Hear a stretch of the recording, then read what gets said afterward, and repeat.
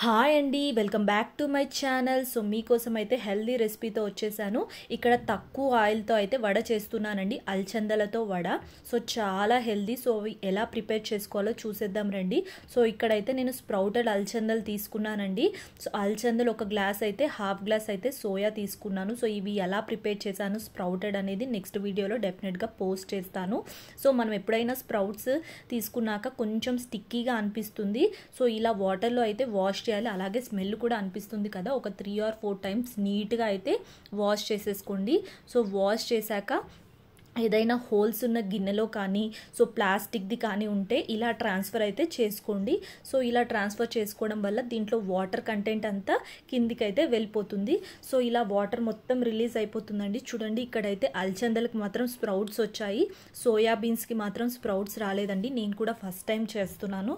So చూడండి, ఇప్పుడైతే mixie జార్లోకి అయితే ట్రాన్స్ఫర్ చేసుకుందాము.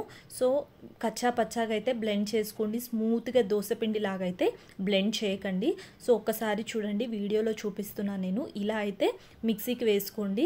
సో పిండి అయితే ఈ కన్సిస్టెన్సీలోకి రావాలి. సో ఇప్పుడు దీంట్లోకి అయితే మనము పచ్చిమిర్చి, ఆనియన్స్, అలాగే కరివేపాకు అయితే వేసేసుకుందాము. సో చూడండి, సో దీంట్లోకి అయితే నేను చిన్నగా చాప్ చేసుకున్న ఆనియన్స్, అలాగే చిన్నగా చాప్ చేసుకున్న కొత్తిమీర అండ్ పచ్చిమిర్చి పేస్ట్ అయితే కచ్చాపచ్చాగా మిక్సీకి పట్టుకున్నాను. సో దీంట్లోకి అయితే ఒక్కొక్కటి వేసేసి ప్రాపర్గా అయితే మిక్స్ చేసేసుకుందాము. సో మన టేస్ట్కి తగ్గట్టుగా అయితే కొద్దిగా సాల్ట్ కూడా వేసేసుకోండి. సో పిల్లలు ఉన్న వాళ్ళైతే కొద్దిగా కారం పక్కకు తీసుకొని అయితే మిక్స్ చేసేసుకోండి. సో సాల్ట్ కూడా వేసేసి ఒక్కసారి ప్రాపర్గా మిక్స్ చేసేసుకోండి. సో పిండి, అలాగే మనం ఆనియన్స్, కొత్తిమీర, పచ్చిమిర్చి, సాల్ట్ అన్నీ వేసి మిక్స్ చేసుకున్నాం కదా. ఇప్పుడైతే ప్యాన్ పెట్టుకొని అది కొంచెం వేడెక్కాక దీంట్లో గీ కానీ ఆయిల్ కానీ ప్యాన్కి అప్లై చేయండి. నేను ఇక్కడైతే గీ అప్లై చేశానండి, మీకు కావాలంటే ఆయిల్ కూడా అప్లై చేసుకోవచ్చు. ఇలా అప్లై చేశాక ప్యాన్ మీద కొద్ది కొద్దిగా పిండి తీసుకొని ఇలా ప్రెస్ చేసుకుంటుండండి. అన్ని సైడ్స్ ఈవెన్గా అయితే ప్రెస్ ఎంత పాసిబిలిటీ ఉంటే అంత పాసిబుల్గా తిన్నగా అయితే వడ అయితే వేసేసుకోండి. దానివల్ల టేస్ట్ బాగా వస్తుంది, అలాగే వడ కూడా పల్చగా వస్తుంది.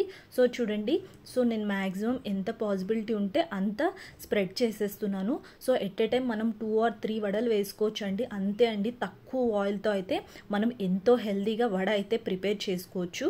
సో చూడండి, నేను మళ్ళీ ఆయిల్ కూడా వేయనండి, ఒక్కసారి అప్లై చేస్తాను ప్యాన్కి ఆయిల్.